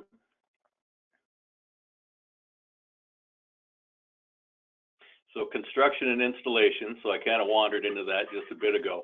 You can see in the bottom right, I mean, these are, all these tractors, these are your mid-sized tractors. And that's probably the biggest equipment that you can use on these solar arrays. The harrows, I mean, it's all small equipment. It's not like the big, you see these 12-wheel tractors running through the fields these days. Everything we have is this size. So it fits the solar arrays. We can do, good, proper work with it. Lower right is just, preparing soil. Upper right is broadcast seeding. And on the left is a flail mower. And these are everything we need. They fit your projects perfectly. Construction, what we don't have it here is if we get into compacted soils, we will have what we call, they're the chisel plows, or rippers, as we've called them. They're just the shanks, the box blade, that we have to get out there because of all the construction that has happened. In order to put the arrays up, we have to come back, and we can't just seed on top of compacted soil. It has to be a case where we're going to prep it first. And if you get into real heavy soils, you're going to have big chunks of dirt, so you have to break them down into smaller to have a proper seed bed. And I think the only thing I have to add here is I think one of the other things you mentioned was just how critical it is to stay in contact with the contractor and not let the weeds kind of build up on site. I think one of the critical things is if you use kind of the incorrect type of mowers, like there's a sickle mower that just kind of cuts everything off at the bottom and then it lays and creates a layer. So when it comes to actual seeding during construction, the seeds actually, when you broadcast, they don't make it in contact with the soil because there's a layer. So it's some simple things like that can kind of cause some major problems on the site that are very difficult to fix, once you've made that mistake. So just something else to keep in mind. Yeah, that's exactly right, Gavin. I mean, it is, as long as we're in touch with each other during the whole thing, we can make those decisions and prevent problems from happening in the future. And then I think the other thing was active management. We've talked about that before, and it is the case of, getting in touch with the people in the early stages of the project. And I think we were talking with someone else the other day, and they were talking about, during doing the site surveys and looking at 2-foot intervals on topography, and it didn't identify the site quite enough. We do end up, especially in heavy soil situations, you'll all of a sudden have drainage or ponds where you didn't used to have them. And that is something that obviously, if you run into a pond in the middle of an alley when you're seeding, you're going to have to make some changes. Gavin, I think you had more to talk about on this one. No, I think I wanted you to just kind of run through what I guess we should typically expect. I know we're not 100% sure on this, but as far as kind of during an establishment period, I think one of the critical things, I don't know if we've mentioned yet, is that the real main focus is like for this vegetation is really putting in the time and energy during the establishment period, which kind of ranges anywhere from 3 to 4 years. And so I just kind of like you to talk a little bit about like what's required during the establishment period versus long term, as far as number of visits and kind of what you'd be doing, I guess. Oh, okay. Yeah, so we've kind of beaten the install part. The soil prep, herbicide, all that is key. That is critical to get the work done before we do the actual seeding. Once the seeding is put in, and we will always put a cover crop of oats or wheat with it, because the first year, the first growing season, the native plants will grow roots, and their top could be maybe only 2 inches tall. So it is, as people have said before, it can look pretty rough the first year. And the cover crop's in there to produce shade for these new plantings, and it's also there to stabilize the soil. Now, the first thing that happens is when the oats or wheat get up, they call it the milk stage, is when they're just starting to head out, is about the time we go through and do a complete site mow.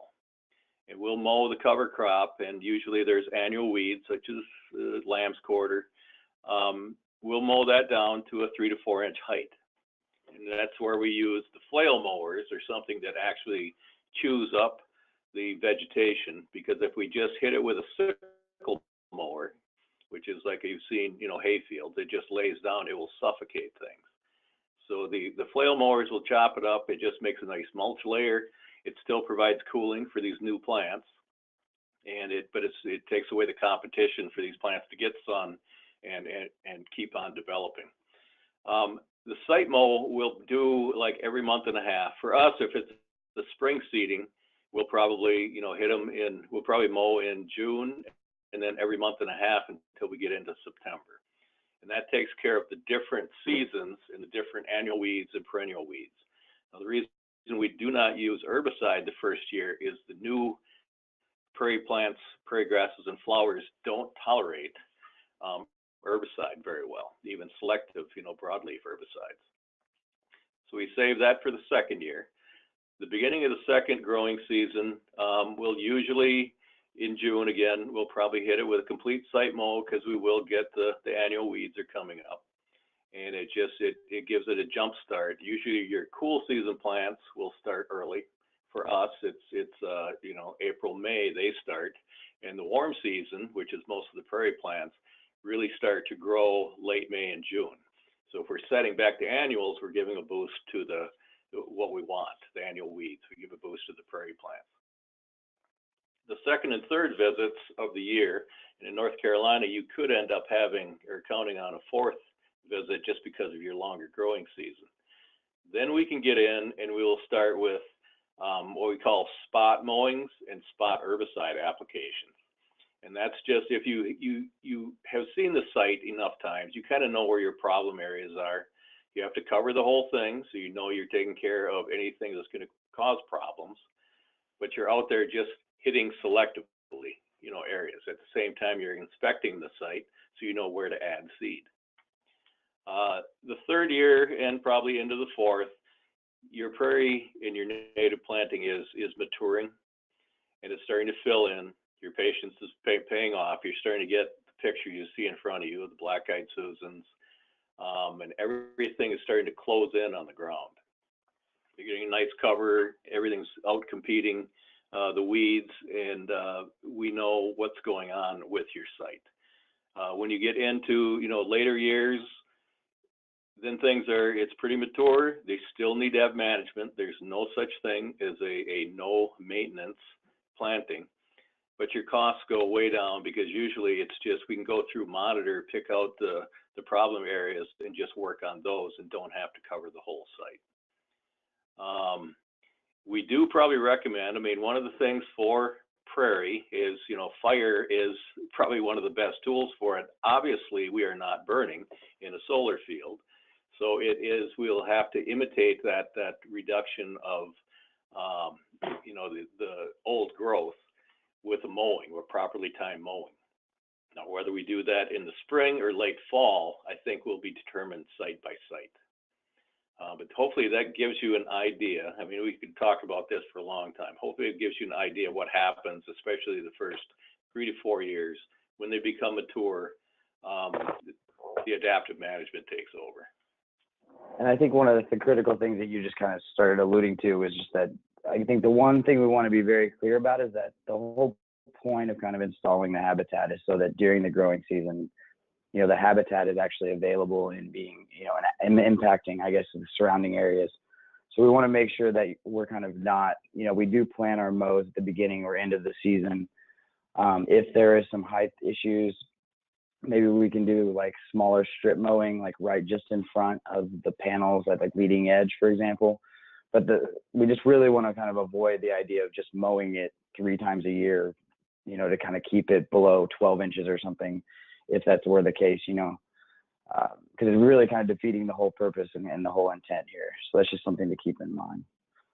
Exactly, and I think that's where we kind of fill the niche of working with the developers, the early construction people, and then the management people that have to take care of the site for 20 years is get on early and let them know, what's going to happen, understand what their concerns are, and then work with everyone to make sure we have solar production and we have pollinator production.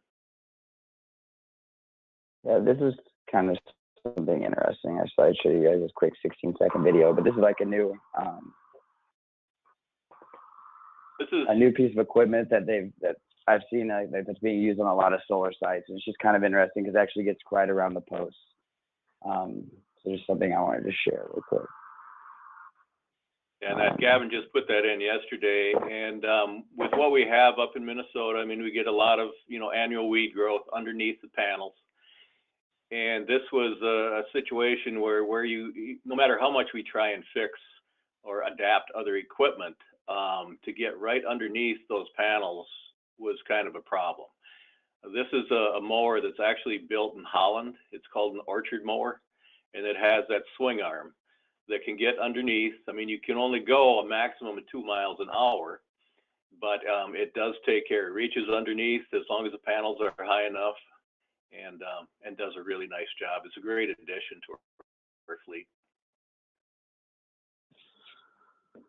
I think we'll just this is just kind of basically kind of where we're at as far as SoCor and Prairie. Like at the end of this year, SoCor and Prairie together will have installed 500 acres of native habitat that we're managing.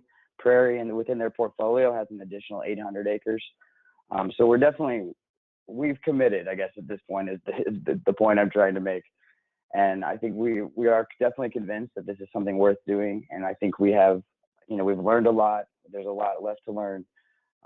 But I think that it's something, I think the most important thing that we've learned so far is just how important it is to communicate kind of in starting early, and just really committing to the necessary management during the establishment period. Making sure you design the system so that it kind of minimizes maintenance and maximizes diversity, and then also just remaining kind of flexible. Each site is going to be unique. You're going to find that in your portfolio, I think you'll see things balancing out. But we've definitely got some problem sites, and then we've got certain sites that are just kind of that have just taken off, and there's no maintenance. Never mind, I take that back. No, not no maintenance, but definitely more minimal than the others. Mark, do you have anything to add? Collaboration between the developers and the people that are going to take care of your pollinators, is key. And I want to thank Gavin for putting this together and all the people on the webinar. It's been a great webinar. Thank you. Yeah. And that's all we have. Thank you so much. We're really delighted to have you and learn from your expertise in this area and in all of this work. I want to take some time now to open it up to questions, and also, as you're thinking of questions, If the topic of pollinators is the reason you signed up for the webinar today, whether you're coming from a farming background or are more concerned with the conservation land ethic or both, just the acres that Gavin and Mark talked about, 800 acres, 1,300 acres, and 500 acres, that total is equivalent to more than 750,000 homes, each having a 6-foot by 12-foot pollinator garden. So, and considering where we're at, where the industry is at, is that you think about a year from now, and 2 years from now, and 3 years from now, that we will put more and more and more acres and points on the board, so that when Jordan talks about 6 million acres in solar by 2050, we'll be able to say, yeah, and how many of those are significantly benefiting, pollinators and other wildlife that are critical to agriculture and certainly critical to our quality of life that we want to maintain. Whether it's the butterflies and the monarchs or the native birds that are important to you, pollinator-friendly solar is a way to put habitat in the ground at scale in a way that can significantly help. Also, I just want to highlight that if you are fanatical and really enthusiastic about pollinator-friendly solar, the best thing that you can do is to show up to a local zoning meeting and significantly and strongly support solar projects that are built with these practices. There's a lot of misinformation out there, as every solar developer will tell you. It's all over the Facebook and social media about these sites, but we're delighted to present this really grounded, practical, science-based information in partnership with Audubon and other entomologists and agricultural experts on ways that solar can coexist with agriculture and conservation. Maybe Jordan, could I pass the first question to you? These are a pair of questions, actually. Your facility where you've got that vegetation study going on, you've got about 20 inches of annual rainfall there. So, were those plants that are under that solar array, were they irrigated? And could you talk about the fire risk? Sure, I'd be happy to talk about that. Yeah, so our general principle when we look at growing native vegetation underneath solar arrays is to not utilize any sort of additional irrigation. So everything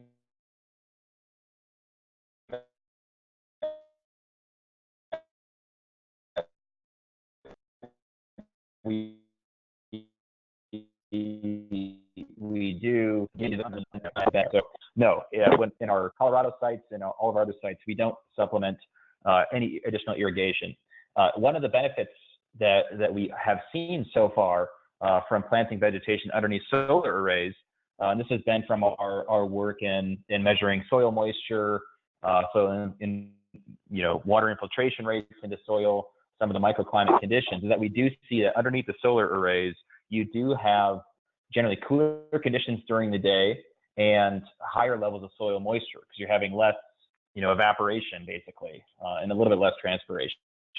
And so you actually need less water for those same varieties of species to thrive. And so this actually benefits, a number of different things. It allows you to have better plant production growth even during times of drought. It also provides somewhat of a barrier against fires. And so you asked the question about, is there a fire risk? What we have seen is that we think there's actually, less of a fire risk within that solar array that has vegetation than in the surrounding area that doesn't have the solar array. And this is something that, Australia looked at a couple years ago, and they found the same thing, that, you're much more of a risk of having a fire outside of the solar array where you don't have any of that protection and you might have drier conditions than you do within the solar array. And so when we look at fire risks, I think you see more of a risk of fire, entering the solar array from outside the facility rather than a fire somehow starting within the solar array. And I will say fires at solar installations are extremely rare. Obviously they do happen just like they happen at any sort of house or building or power plant, nuclear, coal power plant, wherever. You're going to have a fire every once in a while, but they're extremely rare. And we haven't really seen having native vegetation underneath the arrays increase that risk, partly due to the fact that you are changing the microclimate underneath there, leading to a little bit more humid and cooler, and having more soil moisture in those conditions. Fantastic. Thank you, Jordan. Mark, could you speak about Palmer amaranths and, whether these sites are, just kind of let loose for Palmer to spread and propagate? For folks on the call, Palmer amaranth is a particularly invasive weed that is noxious in some states and fast growing and gets a bit woody. It's a real problem in soybean and corn fields where it can damage combines. Mark, could you talk about that? Just briefly, up here, we're just starting to see it come into this area. I've seen it in some of the soybean fields. What I will say about what we do, especially with the solar fields or any of the projects we manage, is our management takes care of it. We're always identifying these areas, and our 2 or 3 site visits a year, we're identifying those and we're taking care of it. So that's about all I can say for you right now. Yeah, and I'll add some to that and just talk about the critical importance of having a good seed supplier or having a really trustworthy source for quality seeds and vetting that source. There's been some, seed mixes that have had trace amounts of Palmer spread. That's happened in Iowa and in Minnesota in some circumstances. But certainly these situations are actively managed to remove noxious and invasive species. So another question came in about fencing. Maybe Mark, I could pass that to you as well, to talk about just the kind of the wildlife fencing that you've seen versus the chain link fencing, or maybe Gavin, that would be better for you. You've probably seen a bunch of different fence styles and designs. Gavin, I guess, I'll pass that one to you. Okay. We've definitely installed several different kinds of fence. It's usually driven by the zoning authority. That's kind of whether they're willing to allow, barbed wire, for example. The minimum that we've generally designed to, based on our assumptions or our interpretation of the code, is a 7-foot high fence. So whether it's barbed wire knots, game fencing, or some other type of fencing, it's typically we're going with 7 feet. So I'm not sure if it's a security question, a safety question, though, or like a cost thing. I'm just curious. Yeah, it seems that the question on the fencing is actually, does it limit the ability of pollinators to utilize the site? But I think that for, certainly all of those options, particularly for the game fence, where there's a little bit more roosting opportunity for birds, there's no, the fence does not inhibit the travel of honeybees or native bees whatsoever. So, the pollinators are going to go where they're going to go, and the fence is just not going to inhibit them one bit. But certainly in local communities, the game fences can provide some, additional roosting opportunities for birds. And then let's see, another question. Actually, before you go, this is Alan. Can you guys hear me? Yep. Just on the fencing issue, I just wanted to note that a lot of those are requirements that are set either by the National Electric Code or by the local utility that you're interacting with. And so whatever option you're looking at, make sure you satisfy those requirements first, or you're going to have to take some fencing down. Yep. There's a question about the risk of attracting endangered and threatened pollinator species. I'll comment on it first, and I welcome others' feedback. This is definitely an issue that's being led by EPRI with regards to transmission corridors and distribution corridors as well. It's a much bigger issue than just solar arrays. particularly looking at the potential Endangered Species Act listing of the monarch butterfly. If that happens, there will be massive and widespread changes to agricultural practices. So, solar is just a tiny percent of the landscape, and will only ever be that. So if we get into situations where increasing situations where we're having to manage listed species, just know that there's a huge community. The Right-of-Way Habitats Council is meeting on Thursday of this week in Illinois to discuss these issues.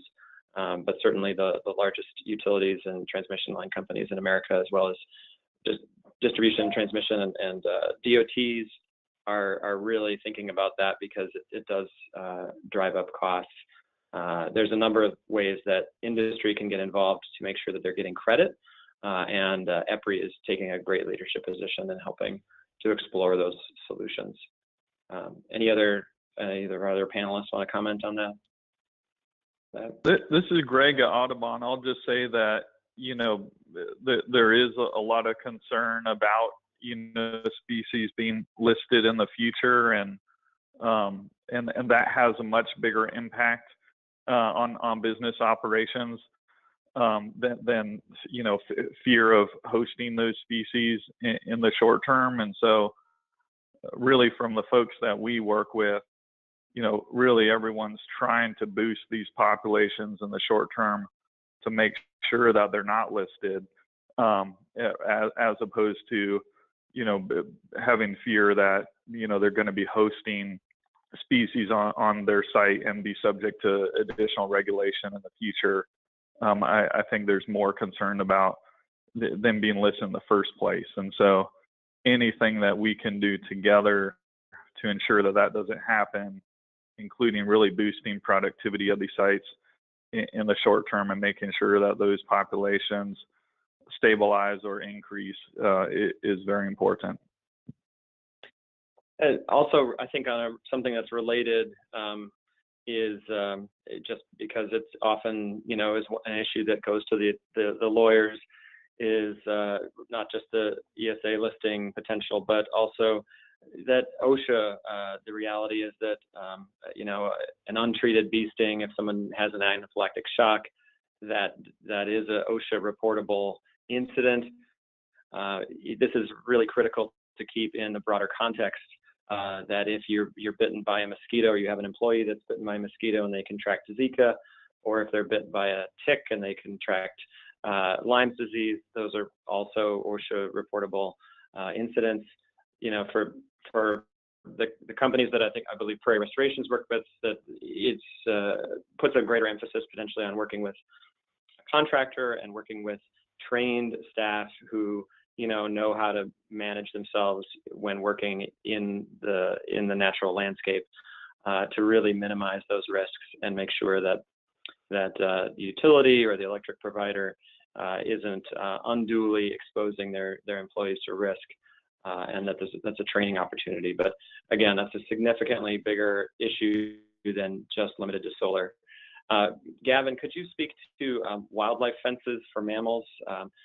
Whether you're seeing fences more that are raised off the ground a couple of inches, or seeing little passageways in through projects or the divide projects? Yeah, we really look really what's adjacent to the project. Is there habitat around that makes sense? And if so, then yeah, we'll raise the fences slightly. And then kind of the connection of any kind of green, if we have, for example, like a wetland, that maybe kind of snakes through the site that we're avoiding with our projects, but just also along that green space, we'll raise the fence in those sections so that anything kind of traveling through the site can still get through. That's how we've been just kind of approaching it on a site by site, just trying to use our common sense. Because a lot of the areas, I think you all are aware, when we're working in a smaller town, sometimes agriculture areas that don't have the most sophisticated permitting and environmental systems. So I think it's really on us to kind of do our research to make sure that we're protected, and kind of working with all of our third-party consultants to make sure we're doing the right thing. Thank you, Gavin, and thanks so much to Greg and Steve, all of our panelists. and our hosts. Such a great time. You all have now, I think, honorary PhDs in pollinator-friendly solar. Go forth, use them well, and when you run into roadblocks, here's the contact information for each of our panelists. Please do reach out. We're building a great community. It's, it's significantly larger than it was a year ago this time, and it will be significantly larger a year into the future. Thank you so much for your time.